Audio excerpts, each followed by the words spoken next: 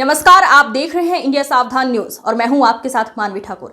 आस्था और भक्ति की महापर्व कांवड़ यात्रा 2025 को लेकर उत्तराखंड सरकार ने अपनी तैयारियों को अंतिम रूप देना शुरू कर दिया है। मुख्यमंत्री पुष्कर सिंह धामी ने श्रद्धालुओं की सुरक्षा और सुविधा को प्राथमिकता देते हुए एक सख्त और समर्पित कार्य योजना तैयार की है। हर साल लाखों की संख्या में शिव भक्त हरिद्वार, ऋषिकेश और अन्य तीर्थ स्थलों की ओर कांवड़ यात्रा पर निकलते हैं।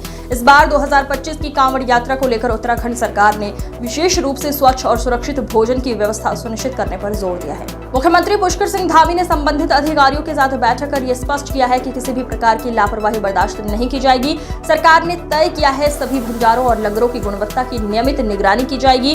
खाने के सैंपल लिए जाएंगे और तय मानकों पर खरे न उतारने पर सख्त कार्रवाई की जाएगी।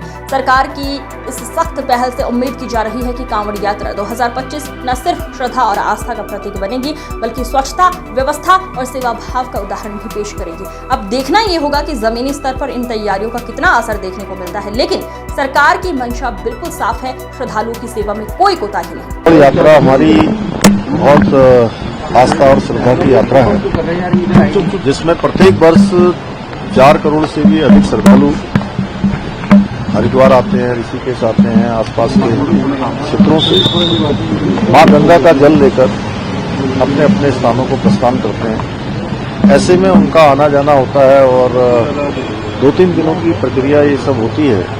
इसमें जो रास्ते भर में जो दुकानदार होते हैं, खाद्य सामग्री जहाँ खाना मिलता है वो सब शुद्ध होना चाहिए।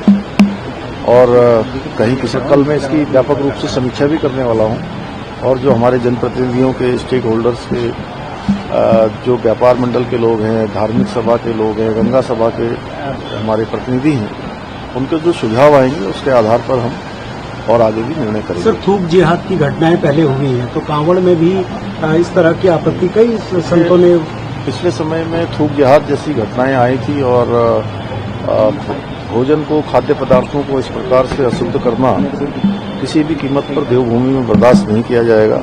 हमने उसके खिलाफ पहले भी कठोर कार्रवाई की है, आगे भी हम कठोर कार्रवाई करेंगे।